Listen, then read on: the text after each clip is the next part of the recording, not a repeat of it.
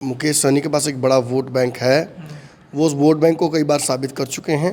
ये भी कयास लोग लगाने लगे थे कि मुकेश सहनी का हाल भी पप्पू यादव जैसा मत हो जाए।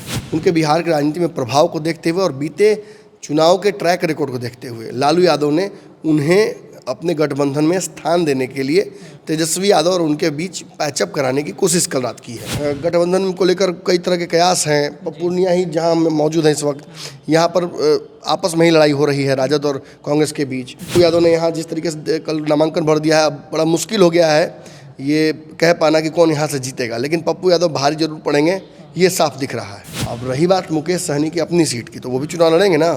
तो चूंकि खगड़िया और मुजफ्फरपुर पहले से पैक हो गया है, वैशाली से वो लड़ना चाहते नहीं हैं, तो वो अब दरभंगा की सीट पर चुनाव लड़ सकते हैं, जहां मछुआरों की एक बड़ी जनसंख्या है और दरभंगा के ही मुकेश सहनी हैं, उनका पैतृक गाँव वहीं है। पनोरमा ग्रुप, जो सोचता है वो करता है, आपके अपने सपनों का आशियाना। पनोरमा ग्रुप, जो सोचता है वो करता है, आपके अपने सपनों का आशियाना। नमस्कार, भारत लाइव देख रहे हैं आप और ये गेम बड़ा है। राजनीति में कब क्या परिस्थिति बदल जाए कोई नहीं जानता है।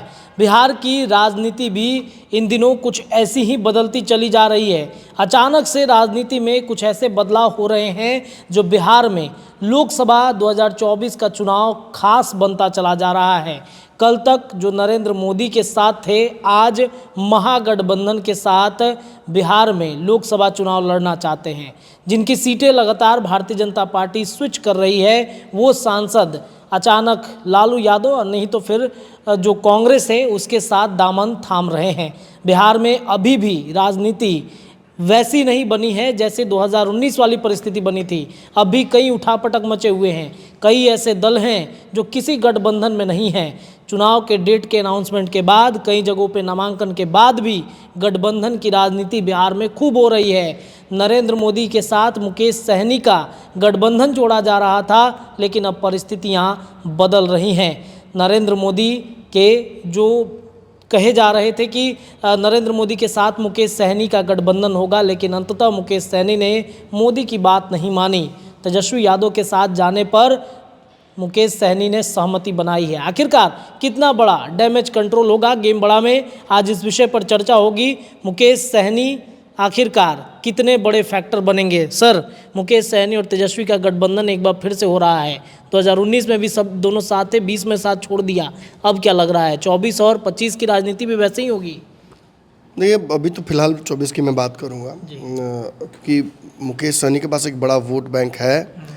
वो उस वोट बैंक को कई बार साबित कर चुके हैं, तो इस बात का सवाल नहीं खड़ा होता है कि मुकेश सहनी कुछ कर पाएंगे कि नहीं। हाँ, ये जरूर सवाल था कि किस तरफ से करेंगे। देखिए, मेरा दावा था कि मुकेश सहनी एनडीए की तरफ ही रहेंगे और लगभग बातें वही थी, वो एनडीए की तरफ ही थे। अंततः उनके और एनडीए के बीच या भाजपा के बीच जो समीकरण बनना चाहिए था, उस तरीके से बन नहीं पाया। महत्वाकांक्षाएँ भारी पड़ी, मुकेश सहनी भी ज़्यादा सीटें मांगते रह गए। भाजपा ने भी एक कैलकुलेटेड रिस्क लिया कि चलिए ठीक है, इतनी सीटें इनको देने से अच्छा है, क्योंकि ऑलरेडी हमारे पास बहुत लोग हैं और सबको खुश रखना है, चिराग को भी इस बार छोड़ना नहीं था। तो उस कैलकुलेटेड रिस्क के तहत मुकेश सहनी को छोड़ दिया गया। लेकिन पहले चरण के मुहाने पर हम आ गए चुनाव के, और अभी तक मुकेश सहनी की कोई स्पष्ट रणनीति या गठबंधन का कोई तरीका समझ में नहीं आया। ये भी कयास लोग लगाने लगे थे कि मुकेश सहनी का हाल भी पप्पू यादव जैसा मत हो जाए, 40 सीटों पर मत लड़ना पड़ जाए, अपने आप को साबित मत करना पड़ जाए। लेकिन अंततः मुकेश सहनी के वोट बैंक को देखते हुए, उनके बिहार की राजनीति में प्रभाव को देखते हुए और बीते चुनाव के ट्रैक रिकॉर्ड को देखते हुए लालू यादव ने उन्हें अपने गठबंधन में स्थान देने के लिए तेजस्वी यादव और उनके बीच पैचअप कराने की कोशिश कल रात की है। ये कह देना बहुत हड़बड़ी होगी या जल्दबाजी होगी कि उन्हें 4 सीटें मिल जाएंगी, 5 सीटें मिल जाएंगी या 3 सीटें मिल जाएंगी, ये कहना बहुत हड़बड़ी वाली बात होगी। क्योंकि मुझे याद है कि जो मुकेश सहनी की बातचीत चल रही थी महागठबंधन में लालू यादव से, राजद से, उसमें राजद उन्हें खुद ऑफर कर रही थी कि वो आ जाएं और राजद के सिंबल पर चुनाव लड़ लें, जिस पर वो तैयार नहीं थे। और कहीं ना कहीं इसी वजह से ये मामला रुका हुआ भी था। लेकिन अंततः तेजस्वी यादव जब विभिन्न सभाओं में गए और उन्हें दिखा कि भीड़ कम है, तो अंततः उन्होंने एक रास्ता निकाला कि चलिए ठीक है, सामने वाले गठबंधन में कुशवाहा, मांझी और चिराग पासवान जैसे बड़े नेता अगर हैं उधर वोट इकट्ठा कराने के लिए, भीड़ जुटाने के लिए, तो हमें भी एक रणनीति बनानी पड़ेगी। क्योंकि कांग्रेस के साथ बहुत अच्छा रणनीति नहीं बन पाया है, गठबंधन को लेकर कई तरह के कयास हैं। पूर्णिया ही जहां हम मौजूद हैं इस वक्त, यहाँ पर आपस में ही लड़ाई हो रही है राजद और कांग्रेस के बीच। पप्पू यादव ने यहाँ जिस तरीके से कल नामांकन भर दिया है, बड़ा मुश्किल हो गया है ये कह पाना कि कौन यहाँ से जीतेगा, लेकिन पप्पू यादव भारी जरूर पड़ेंगे, ये साफ दिख रहा है। तो बीमा भारती तीसरे नंबर पर चली गई यहाँ, तो निश्चित तौर पर कांग्रेस और राजद के रिश्ते अच्छे नहीं कहलाएंगे। ऐसे में खबर आई कि तेजस्वी यादव ने पैचअप करने के लिए मुकेश सहनी से रजामंदी दे दी है, और बीती रात लालू यादव ने बुलाकर उन लोगों से बातचीत की और दोनों को बिठाकर समझाने की कोशिश की कि क्यों मल्लाह और यादव को एक साथ हो जाना चाहिए, क्या उससे फ़ायदा होने वाला है। देखिए, मुकेश सहनी को किसी न किसी गठबंधन का हिस्सा तो बनना था।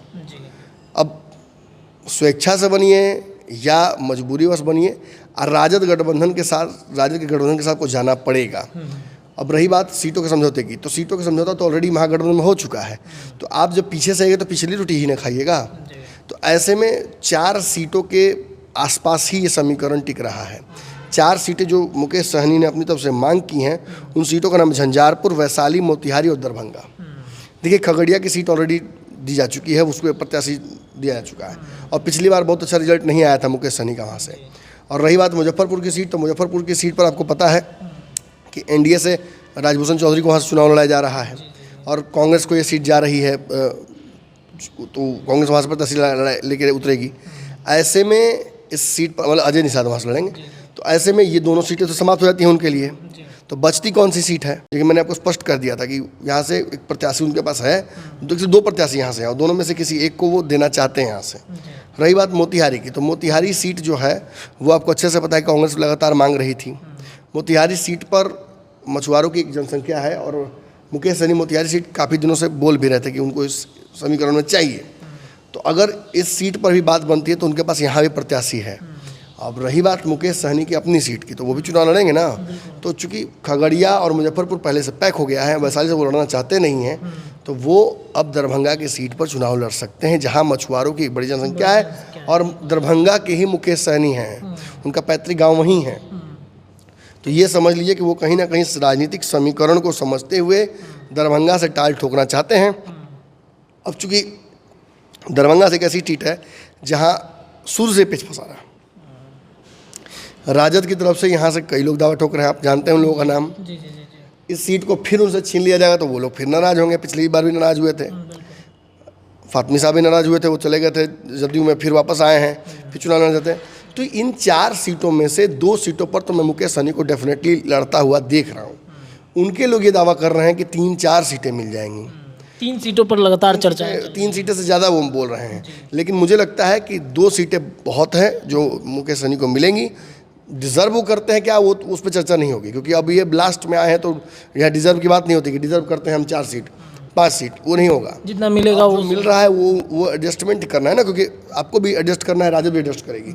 तो कहीं ना कहीं मुझे लगता है कि वैशाली की सीट, मोतिहारी और दरभंगा, इसी बीच में कहीं ना कहीं मामला बन रहा है। झंझारपुर सीट कन्फर्म है, झंझारपुर सीट कन्फर्म इनको मिल रही है। तो अब इन 3 में से कौन सी सीट ये लेंगे, इस पर सब कुछ डिपेंड करता है। हाँ, ये जरूर आप मान के चलिए कि आज 1 बज रहा है, 1:30 बज रहा है, अभी 1:30 बज रहा है, अभी से हो सकता है 2 घंटे बाद आपको स्थिति स्पष्ट हो जाए।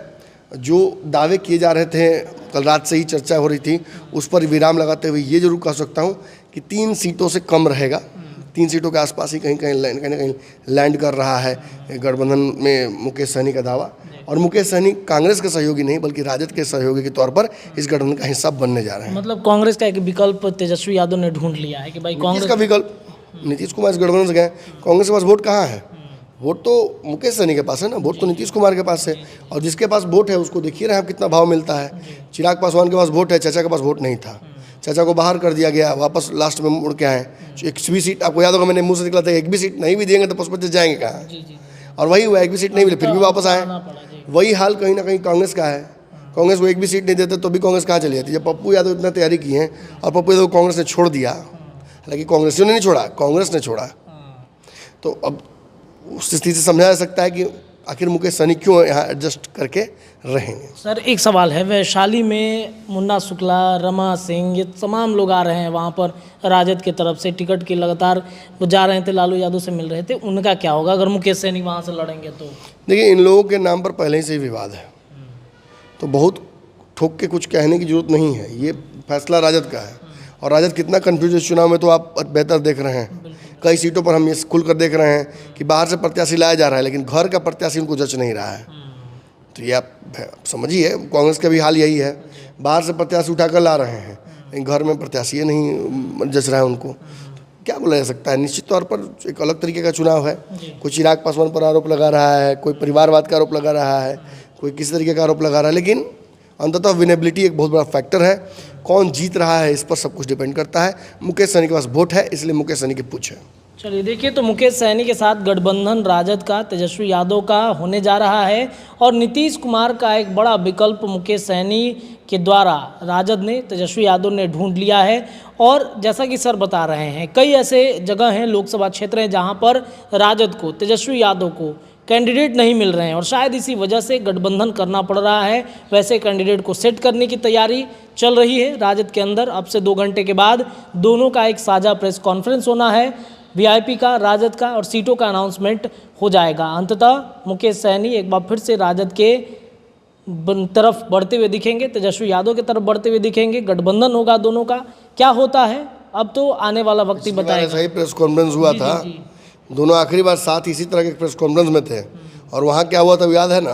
बिल्कुल, उठ के भाग गए थे, वो बाइकआउट कर दिया था। तो आज 4 बजे हमारी भी निगाहें रहेंगी कि क्या करते हैं मुकेश सहनी। सीट 3 कही जा रही हैं, कहीं एक मिला तो छोड़ के भाग ना जाए, इंतजार रहेगा। चलिए जुड़े रहिए भारत लाइव के साथ। चुनावी यात्रा लगातार हमारी जारी है, चुनावी यात्रा के दौरान खबरें नहीं रुकेंगी। धन्यवाद। पनोरमा ग्रुप, जो सोचता है वो करता है। अगर ये वीडियो पसंद आई और वह बिहार के राजनीति और बिहारियत से सरोकार रखेनी तो सब्सक्राइब बटन दबा के चैनल के सब्सक्राइब कर ली। ओजे एगो घंटी बा, ओकरा बटन दबा देला से कुल सटीक और मारक खबर रुआ मुफ्त में मिल जाई। अगर रुआ पत्रकारिता के हमनी के नया प्रयोग में सहयोग कर चाहतानी तो ज्वाइन बटन दबा दी। पेटीएम नंबर नोट कर ली 9386816700। धन्यवाद।